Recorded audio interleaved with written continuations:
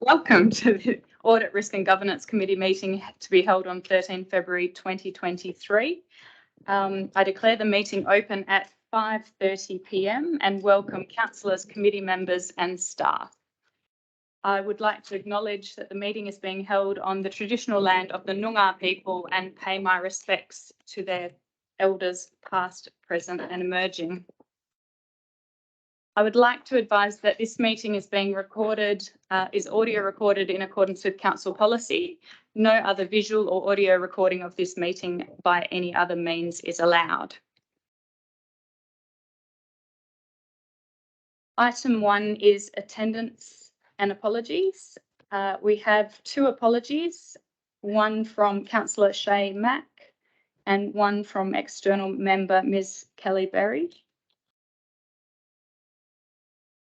And I'd like to note the resignation of Mr. Renderuta in accordance with Regulation 4 of the Local Government Administration Regulations. Mr. Ruta provided written notice of his resignation from the committee on Wednesday, the 8th of February 2023. Item 2, public questions, of which there's nil. Item 3, deputations, of which there's nil. Item 4, declaration of committee members and officers' interest. I believe there's nil. Moving to item 5, receipt of minutes or reports and consideration of adoption of recommendations from committee meetings held since the previous council meetings. 5.1, minutes of previous audit, risk and governance committee meetings. 5.1.1, audit, risk and governance committee meeting 7 November 2022. Someone happy to move the minutes? Thank you, Ms. Newby. I have a seconder. Thank you. Really? Anyone opposed to this motion? Motion is carried unanimously.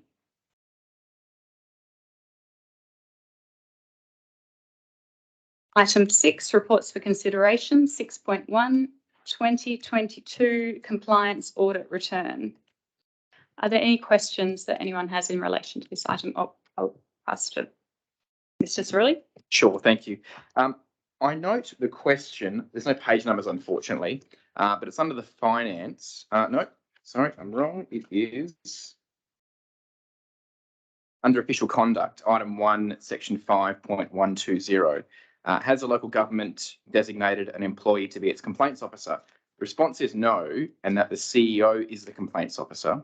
Now, I'm sure there'd never be a complaint against the CEO because he's wonderful, but I was just wondering what the process is if there is a complaint with the CEO and how that's addressed. I'll ask the manager of governance to answer the question if that's okay with you, members. Thanks for the question. The section there referred to relates to complaints regarding conduct of councillors and committee members and candidates. In respect to complaints regarding CEO conduct, that is provided for in a different piece of legislation in a different document, which is the Code of Conduct for Shire employees. Under that code, a complaint regarding the conduct of the CEO is to be directed to the Shire President. Oh, yes, just a comment. Under optional questions, number 7, that link isn't working, this is the one about training. It's not a direct question about that, but I'm just for noting that link didn't work for me at all. My question actually is that originally we were going to have this compliance audit report looked at by the internal auditor. Well, we no longer have an internal auditor. So I'm wondering how we've dealt with that, the absence of an internal auditor with checking this report. Can I direct that to the Director of Corporate Services? Yes, or the manager of governance.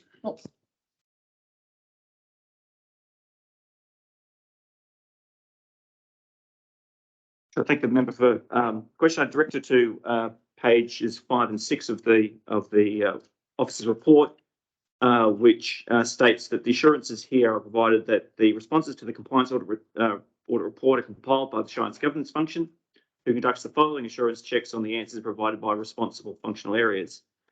Verifies that evidence, records, and their content exist in the record management system. Verifies that evidence as council's resolutions did occur in the manner described through the review of the council minutes, and followed up and requested further evidence from responsible functional areas in circumstances when the provided responses indicated a lack of clarity. If I can add to that, Madam Presiding Member, I guess I would add that many local governments do not have an internal auditor, and every local government's required to do a compliance audit return. It's the confidence that we have in our governance team to do those assurances and those double checking that I guess gives me the confidence about the answers that are there.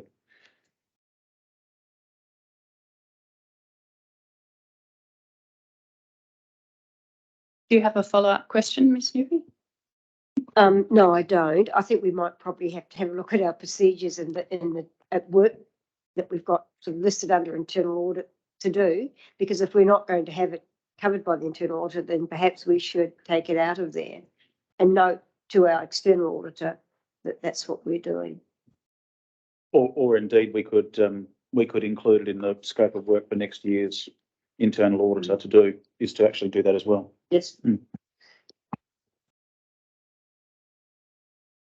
Are there any other questions? Councillor Duggan? Thanks, Presiding Member. My question is just about, I believe that we're awaiting a portal from the Minister so that we can get that signed off. Have we got any idea how long until that portal is made available?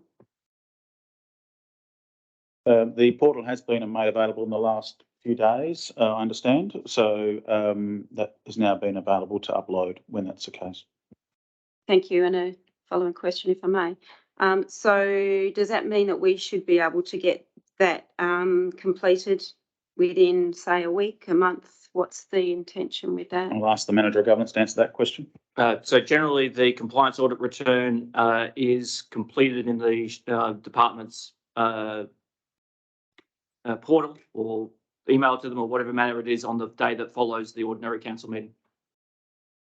So in respect that because the audit committee doesn't have delegated powers, any decisions from the audit risk and governance committee must be first determined by council.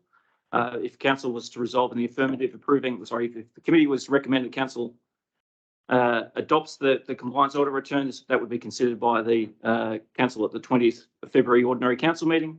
Following that, we would immediately upload the compliance audit return. Thanks.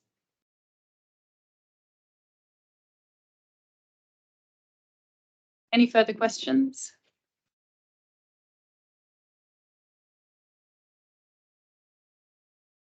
Can I have a mover? Thank you, Mr. Sterling. Someone happy to second? Thank you, Ms. Newby.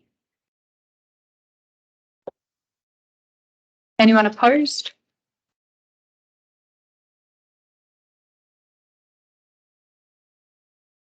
Motion is carried unanimously.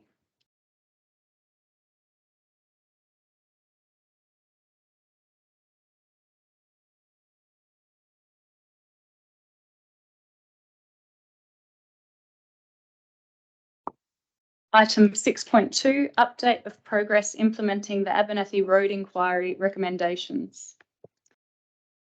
Are there any questions in relation to this item?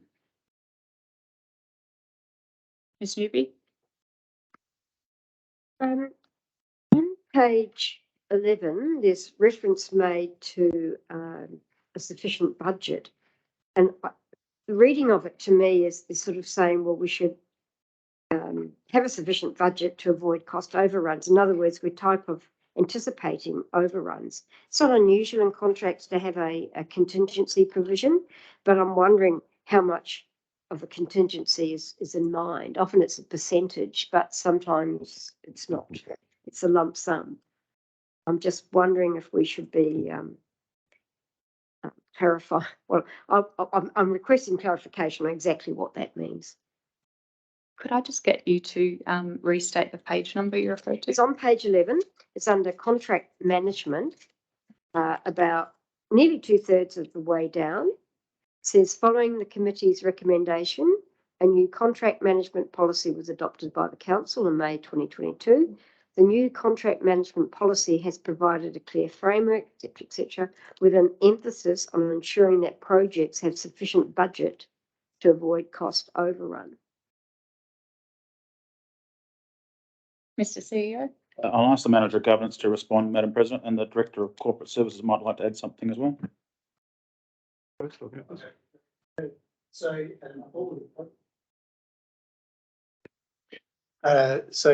the matter of contingencies, all budgets, well, all major project budgets presented to council do articulate a contingency amount, generally to the value of 10, perhaps 15%, depending on the project and the officer's professional opinion.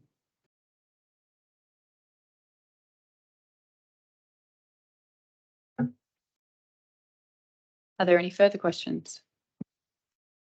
Ms. Newby? Oh, I was just querying why we're not having a report to November. That seems an extraordinarily long time. I mean, it's a long time since the incidents that's of Abernethy Road. We're February now. We're talking about another, not 9 months. And if we really want to get the benefit out of this report, it just seems to me that is a little long. I understand there's resource issues, but I think we need to address them. Can I ask the CEO to respond? Yes, Madam Presiding Member, I might ask the Manager of Governance to respond in the first instance, and I can add anything after that. I think it's fair to say that embedding the framework is an exercise that is going to take some time to do. There is a plan for embedding the framework that involves the training of officers, ensuring that all of the projects that are currently underway in the Shire are to a maturity level that they're capable of being reflected in the project management framework. It also involves, in terms of the procurement side of things, having a new procurement policy that has been internally agreed upon and advertised for public comment and endorsed by council, and then seeing the benefits of those elements of the procurement policy. While it's obviously up to the committee to determine when it would like to receive an update on the implementation of the findings. The viewpoint of the officers drafting the report was that for the to see the tangible benefits being realised in a meaningful way would involve a report to the November meeting rather than one earlier, because I suspect that a report that is taken earlier than that will be a progress report that may not satisfy the committee in terms of the realisation of actual benefits, because the journey is very much underway. I just think the journey's a little long. It's all at 9 months. I really do, because this is a really important area and it's a major risk that the council faces on these contracts. So take that as a comment. It's a comment, yes. But I do think I would ask that we have a report prior to November. I really do. So can I clarify, are you wanting to move an amendment to the officer recommendation to account for that? Yes, yes. Of course, Presiding Member, that's the committee's choice to do that. I guess I would just add to the Manager of Governance's comment by pointing out that the council agreed at the October meeting to progress with the warden representation review. At the bottom of page 10 is the council resolution.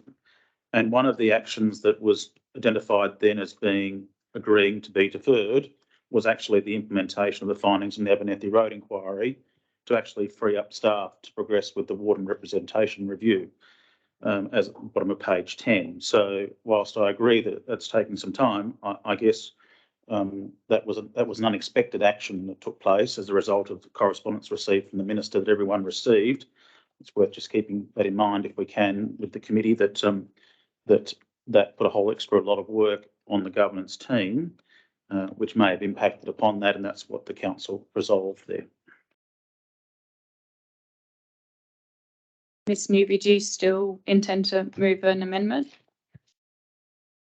Yes, I think so. I just think that 9 months is just.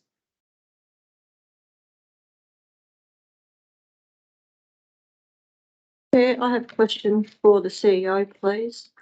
If the officer's recommendation is altered and an earlier date than November 2023 is put in place, what would need to be put off that council has already agreed to be able to move this forward, move this body of work forward more quickly?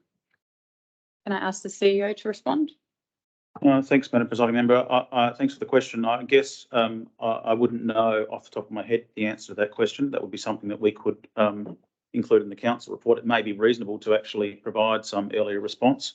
I guess I was just pointing out what's happened between now and then rather than moving forward. But I wouldn't like to speculate what would need to be, if anything, deferred to achieve that. I guess I was just pointing out the last few months of work that's happened there, really.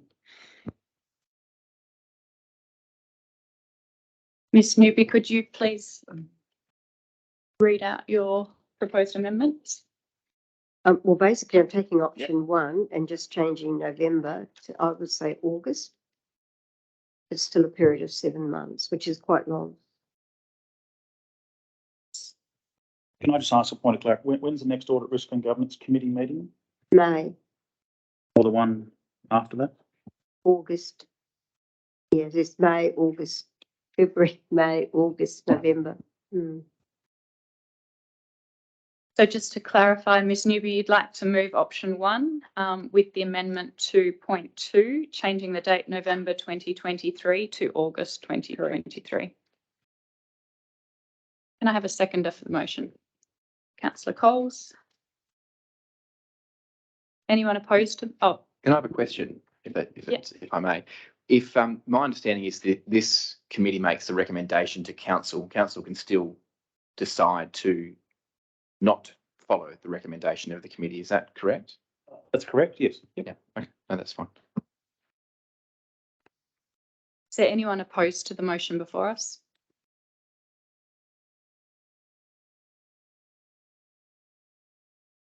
Motion is carried unanimously. And Ms Newby, can we just get a sentence off here for the difference from the officer's recommendation? I presume it's going to be to get an earlier report on the project management framework. Would you maybe your own words? Yes, the reason being is that 7 months is still a long period of time, considering the risks that the council is exposed to by not ensuring that these recommendations are taken up.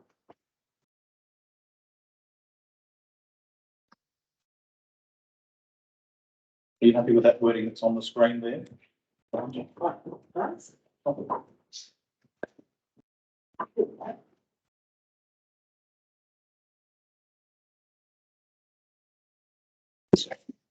period of time. Thank you. Sorry, there's a bond bit, reason for the difference. Yeah. Yeah. Oh, no. Thank you. I was going to, yeah. Say that, yes. I think it basically is that even 7 months is a long period of time, considering the risks that the council is exposed to if this work has not progressed. So I think that 9 months is well, 10 months is unsatisfactory. If this is not progressed. It's not progressed.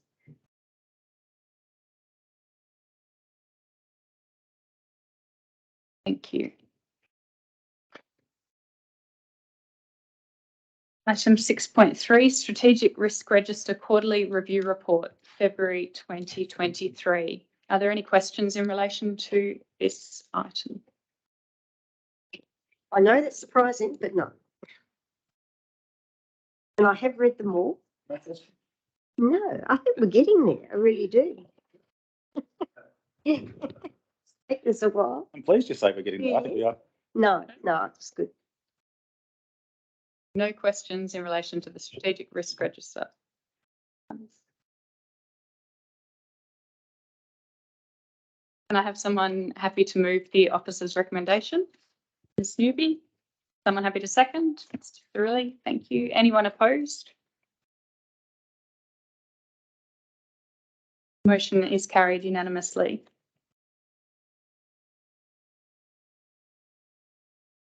Item 7, motions of which notice has been given.